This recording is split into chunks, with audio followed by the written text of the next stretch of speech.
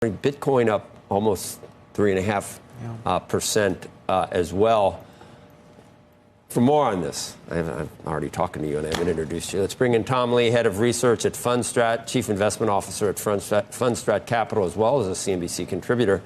And I don't remember whether it was you or Pump when we were talking about Bitcoin sort of stuck under 85,000 with gold going up every day.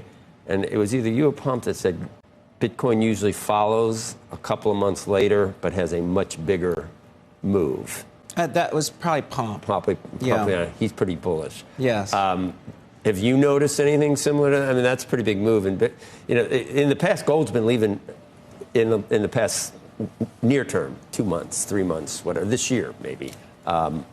We have seen gold leave Bitcoin in the dust and go to new highs. Looks like it'll do 4,000 easily, right? Do you think Bitcoin eventually catches some of the same money, the same bid? Yeah, I think Bitcoin earlier this year may have been struggling with some of the deleveraging that was happening for institutional investors. Just selling what they could. Yeah, selling what they could, and I think that suppressed Bitcoin, especially over weekends.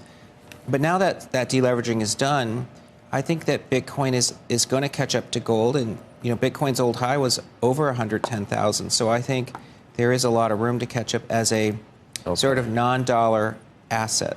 As for the equity markets, you think stocks are attractive, but uncertainty is still the name of the game, and it's going to persist. Do you think the high in the VIX, what did you say that was on April 7th, that holds? Yeah, I think it's going to be hard to match that level of fear again. So I think we're probably past peak uncertainty. I mean, even with this Fed controversy, but I don't know if we're past maximum pain. I think that there's still risk that the economic consequences are going to cause markets to be hesitant, but it's going to be hard to match that fear again. So I think a structural low did take place.